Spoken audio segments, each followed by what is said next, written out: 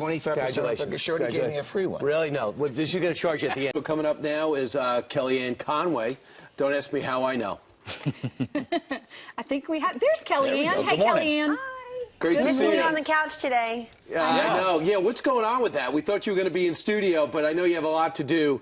What job are you going to have in the White House? It's the transition to a new government. How's that going? In town. That's true. How's it going? It's going beautifully. The transition team is working. I mean, we feel like we're still trying to win the upper Midwest. We're so busy. And but anyway, you're trying to form a new government, and Mr. Trump, President-elect Trump, love the sound of that, by the way. Let me say it again. President-elect Trump is very busy taking interviews, speaking with heads of state, talking to different people who may serve in his cabinet and his senior team, and he's really fitting so nicely into the role. So, Kellyanne, that's why I was pretty stunned to get this report. I thought the president was great right in the Rose Garden. Then after meeting with Donald Trump, I thought his tone was perfect, as did Hillary Clinton's. And then this story comes out in the Wall Street Journal. According to an unnamed source, during their private meeting between President and Donald Trump, Mr. Obama walked his successor through the duties of running the country. And Mr. Trump seemed surprised by the scope and said people familiar with the meeting, Trump aides were described by those people as unaware the entire presidential staff working in the West Wing had to be replaced at the end of Mr. Obama's term.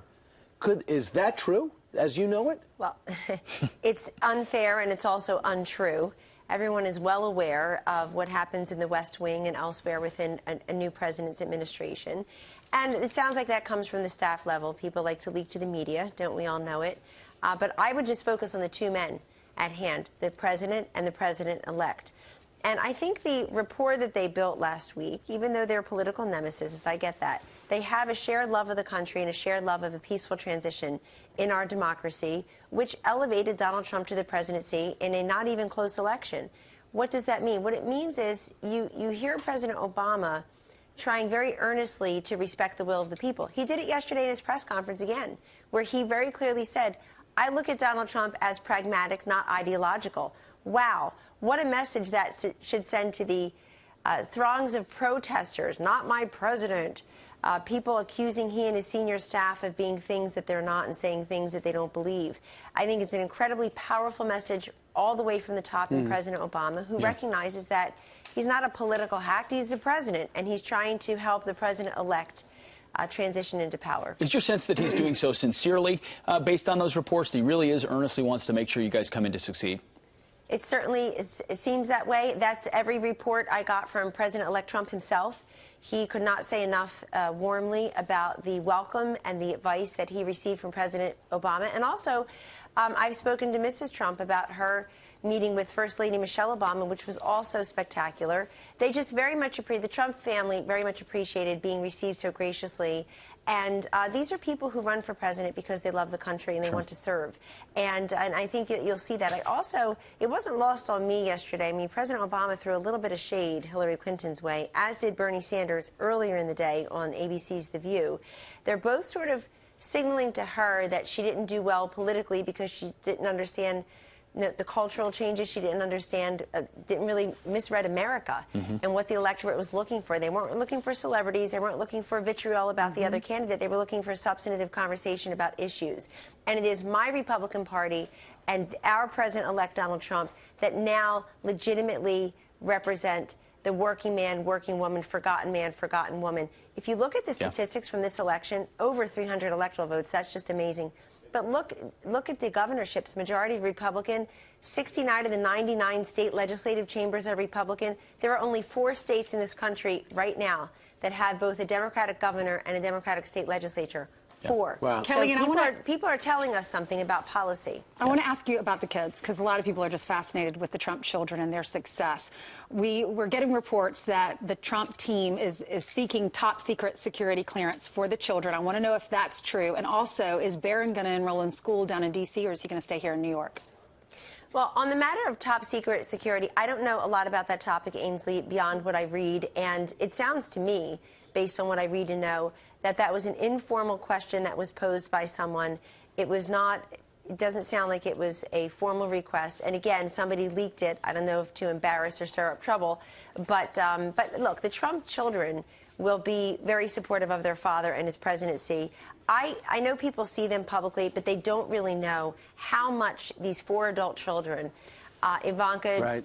Tiffany, Don Jr., and Eric were out there, and their spouses, by the way, out there actively campaigning for Donald Trump. No, I agree, Kellyanne, but I just want to bring it to that real quick, because it would make total sense that he'd want them by his side, and to be able to confide in them, they would need top-secret clearance. And that's something President Trump would be able to do, but yet someone's got to run the company, and he only trusts them to run the company. How would that be resolved, do you think? Well, they're discussing that, and that's their business, and I know that they will make public what their decisions are. But obviously, they have a team of advisors who are counseling them on how best to do this.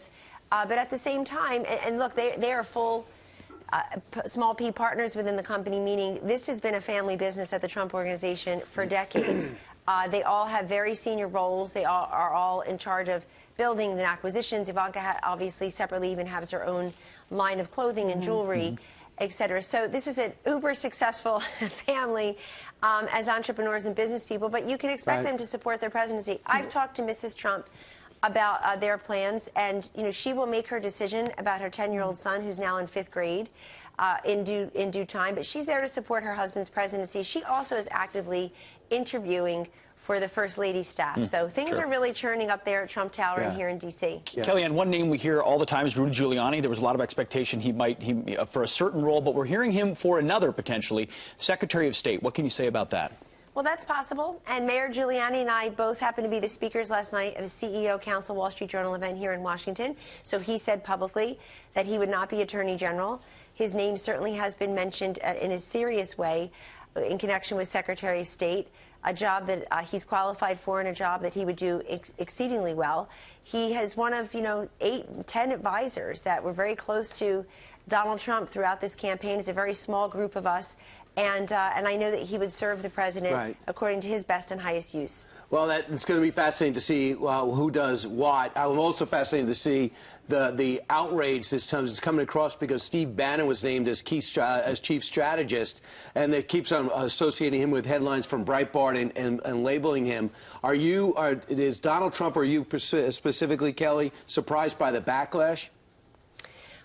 I'm surprised by I'm not that surprised by the backlash, but it's so wrong. And they're cherry picking a couple of headlines here and there, and they're laying that at the feet of Bannon and Trump.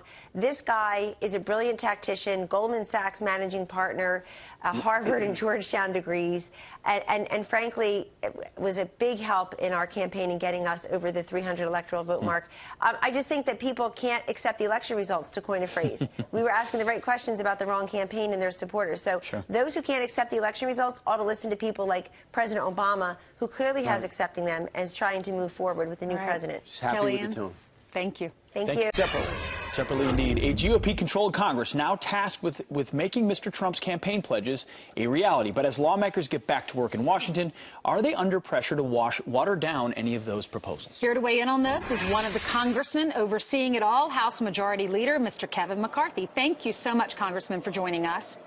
Thanks for having me this morning. You're welcome. So there were all these promises. Donald Trump ran on these promises. The voters decided that's exactly what they wanted. Now, what is Congress going to do? Because we're hearing some of these ideas. For instance, build the wall. Now we're hearing could be a fence. Some people are saying some of these things are already getting watered down. Is there truth in that? No, not at all. We actually just went back into session yesterday, and I put together the team, actually with the Speaker and others, our staff, working on legislation now, so when we're sworn in, not waiting till when the president is sworn in, but at the very first week of January, how we are able to move the legislation needed to start building the wall. Well, go ahead. Go ahead, Brian. Majority Leader, I do want to bring you to something else. I know you were talking about immigration with us a few days ago, and now, of course, we have the mayors of these sanctuary cities standing up. I think there's 7 or 8 of them saying, you're not going to throw out our illegals, even though the focus should be on the criminal illegals. Listen to Rahm Emanuel right now. Yeah, he came out earlier and he said, forget it, if you want to come here, Mr. President-elect, and throw these guys out and these women out. What's your reaction to this? We're not going to get cooperation from city mayors. Well, you know what? The murderers and others that are here illegally, they need to leave this country. And I think Rahm Emanuel needs to focus on security of Chicago, the number of murders that are taking place there. This is not new legislation that we have to move. This is just enacting current law into the process. Mr. Majority Leader, within that, this is a controversial issue. Immigration reform, building a wall, what you do with illegals. These are tough issues. Your caucus has famously had different factions. You've got the Freedom Caucus. You've got more establishment wing, conservative wings. Is there a universe? Do you feel like almost consensus and collaboration across the caucus, or do you have any concerns that some are going to say we're not going far enough? Well, I think you'll get a difference of opinion throughout Congress. But the one thing everybody has always agreed upon, you have to secure the border. Even when you looked at the legislation that I disagreed with that passed in the Senate, they put billions of dollars in there to have a secure border, to have a wall along the border. So I find it quite ironic that Democrats would complain against that. The first thing we have to do is to secure our border. Now, as we get into other parts of immigration reform, I'm sure there'll be difference of opinion, but who in America today believes our current immigration system is actually working? 40% of everyone that's here illegally came here legally on a visa and overstayed it. We have a system that is broken, and we need to fix it. What about what's going on in the minds of other congressmen and congresswomen now that Donald Trump has won? Because he kept saying, no more establishment, I'm going to drain the swamp. So are you all working on pins and needles, or what's the reaction from all of you? Now remember, the majority of the Republicans that are sitting in Congress came in 2010 in the revolution to change this country, to drain the swamp then. We are excited. When you walk around the halls of Congress, I see people so excited to finally be able to achieve what they have dreamt and why they ran for office in the first place. We're going to change this country. We're going to repeal and replace Obamacare. We tried to repeal it for more than 50 times. Now we're going to be able to achieve it. We're going to get this economy moving again, where we're going to reform, bring back and rein in those regulations that we've been fighting every step of the way with President Obama. This is a new day, a new opportunity for America. And one personal place I really want to look at is to reform the VA. The way we treat our vets is just wrong. And this is an opportunity. It's something that President-elect Donald Trump ran on. You know, and we've talked about this many times. So glad you mentioned that. I have happened to be in D.C. last night, happened to accidentally run into Chairman Jeff Miller, who's chaired the House VA Committee. He had a grin ear to ear because he's been trying to fight the VA bureaucracy for years, and Barack Obama and Harry Reid have blocked it. There really is a moment now where you can move something. Do you anticipate VA movement quickly? And Congressman P.S., he served 2 tours for our country. Pete did. Yes. No, the way the VA system, I mean, when we first came in, we started the audit to find it's worse than what people have even said. We have gone and worked past legislation, but we have been stopped every step of the way. How we treat our veterans says about the character and morals of this nation, and it does not reflect the way we want to represent our veterans. We want to make sure they have the tools when they get back, but we want to give them the care that they deserve. And the president yesterday said the VA has been overhauled despite what happened in Phoenix, so you guys are on totally different pages on that. You're going to have a great opportunity, Majority Leader. The clock starts soon. Thanks so much for joining us, Kevin. Yeah. Thanks for having me. Thank you. Thank you, sir. It's a big day. Ainsley's book is out, and it's even possibly a bigger day for Laura Ingraham. This might be the time that Laura Ingraham, don't say anything, is named press secretary to the future president. You never know. You never know. All right. Hi, Laura Ingraham. How you doing? We're great. How are you doing? And have you heard from Donald Trump? Are you going to get this job? And would you take it if he offered it? Things are in flux. We'll see. It's wonderful to be considered. I've known Donald for a long time. And, I know most of the guys who are going to be in the White House with him. Steve Bannon is a good friend, an old friend. We both have competing kind of media companies. Not really competing, but we're in the same world. So I've known Steve for a long time. Kellyanne I've known for, 15, 20 years, something like that. So they're old friends. Dave Bossie's an old friend. So it's kind of old school week for me. So all of them I have enormous respect for. Well, and, of course, President-elect Trump. Some of the best public servants are the unexpected ones who weren't shooting for it from the beginning. You mentioned last night a desire for public service. What would it mean to you as you consider it? Well, I think I've done a lot of different things in my life. The last time I was in government, I clerked for Justice Thomas on the Supreme Court. I clerked on the Federal Circuit Court of Appeals in Lower Manhattan. And before that, I worked in the Department of Transportation. I led speechwriting in the last couple of years of the Reagan administration, also at the White House in domestic policy, and for Bill Bennett at the Education Department. So I have some experience in the federal government, but that was a long time ago. It's when I was, right out of college. I was a newbie, and I've been on the outside for a long time, and I love what I do. I love radio. Life's Debt is going gangbusters, so I love it. I mean, I love what I do every day. So I feel like my mom and dad are I wish they were here to kind of experience the things I've seen in the last few years, because they're no longer with us. So I thought about them a lot. I'm praying a lot, and we'll see what happens. I'm not prepared to announce anything. The thing that, would be a huge stretch if we didn't watch Tony Snow do the same thing. And when you saw how he thrived in that with the very similar background to yours, I think that's what a lot of people thought. That makes total sense. Yeah, I speak for 3 hours a day on the radio. I have a phenomenal coast-to-coast audience. I think a lot of times radio talk show hosts, especially those who have a national play, it's almost like a daily focus group. And we tend to see things that are coming in the culture and in the country but ahead of some other folks who spend most of their time in the big cities and don't really mix it up with the folks all over the country. So I feel like over the last 15 years in radio, this is my 15th anniversary in radio, I've learned a lot about America, and I've learned more than when I was a kid in Connecticut or up in New Hampshire at college or down here in Washington. And I love the country more than I did when I started in radio because of her people. And if I could be of help in this administration and the role makes sense for me, then I would, I'd definitely entertain that, and it'd be a great privilege to be asked. Great. Well, it would make total sense. Let's talk about something else that didn't make much sense. I thought the president's been fantastic, from the Rose Garden to the meeting to his hour and 15-minute presser yesterday. But I was surprised about the Wall Street Journal leaks that said this, and I'll just give you an excerpt. During their private meeting, a White House meeting on Thursday, Mr. Obama walked his successor through the duties of running the country, and Mr. Trump seemed surprised by the scope. Said familiar people with the meeting. Trump aides were described by those people as unaware that the entire presidential staff working in the West Wing had to be replaced at the end of Obama's term. Does that sound credible?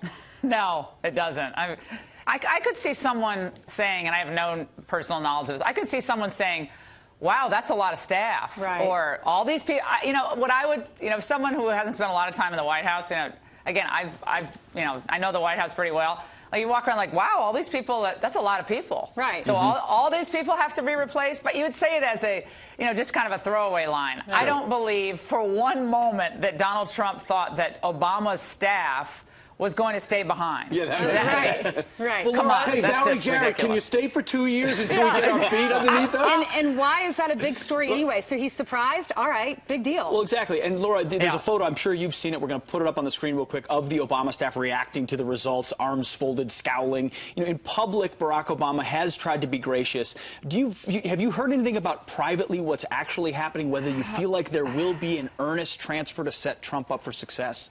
I think the staff was obviously shocked. If you were told by the media, most in the media, that Hillary was a shoo-in, some of those staffers probably were intending to stay on. I know there are law firms in Washington, D.C. that were already expecting a good number of their partners to leave to go work for Hillary. They already hired their replacements and were at their firm. So now they have double the number of lawyers in some cases. So everyone was expecting this.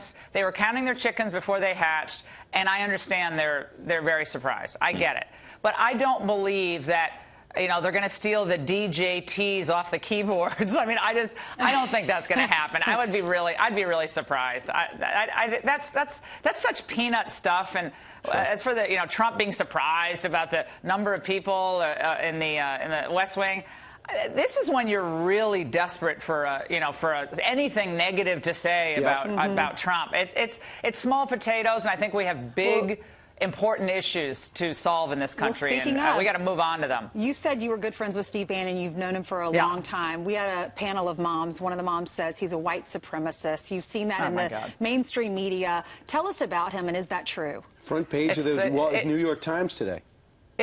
This is what I really hate most about Washington, is this type of smear campaign that I saw going back to, Justice Thomas. When they see someone as an ideological threat or someone who could be very, very powerful, advancing a conservative message, close to a principal or actually in a principal position, there are the piranhas that will circle around. Mm-hmm. They hope to get a little blood in the water, and then they hope for the big, the big fish to come in and kill them off. Steve Bannon is a wonderful person. He's someone who, if you're not feeling well, he'll pick up the phone and say, how you doing? How are your kids? What's going on?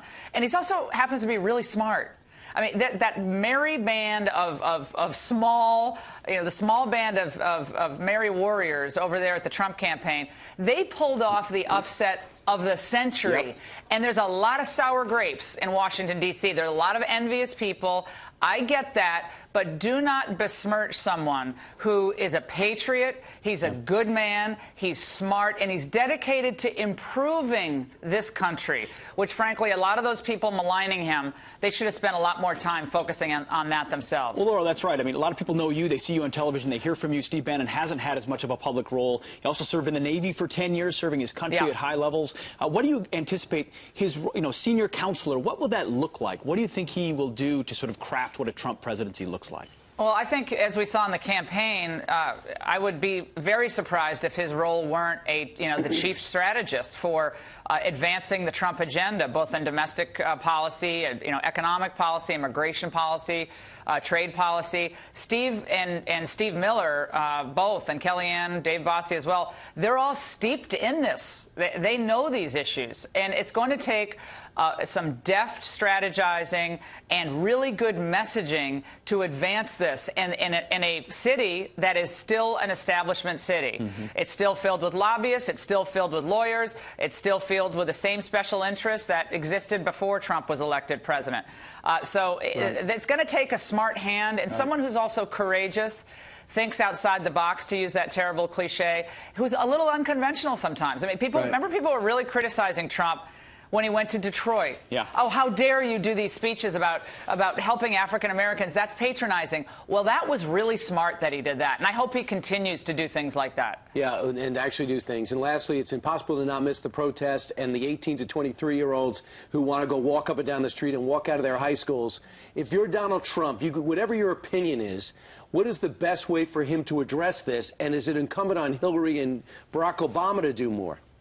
Well, considering Barack Obama and his Justice Department, they thought it was fine to weigh in every time there was a protest in the inner city about a shooting of an unarmed black man. It would be nice if, at the same time, they actually chimed in on this and said, look, let's everybody go home and give this administration a chance to make the country better. You might not agree with them. We get that. We can debate it. But as far as blocking streets, disrupting traffic, disrupting learning in schools, none of that's going to help anyone. So I hope we take the same attitude that we took in some of the other more controversial circumstances. The teachers and professors are greenlighting this and pushing them forward. That's the outrageous part of it. Absolutely. They're being penalized for having students that support Trump are also being penalized across the country. Yes. All right. Thank you so much, Laura. Good. Thanks, guys. Ambassador, good to see you. Good morning. Glad to be with you. Have you spoken to anybody in Trump's circle about his cabinet selections? Can you talk to us about what the priorities are and how you see the cabinet coming together? Well, not really.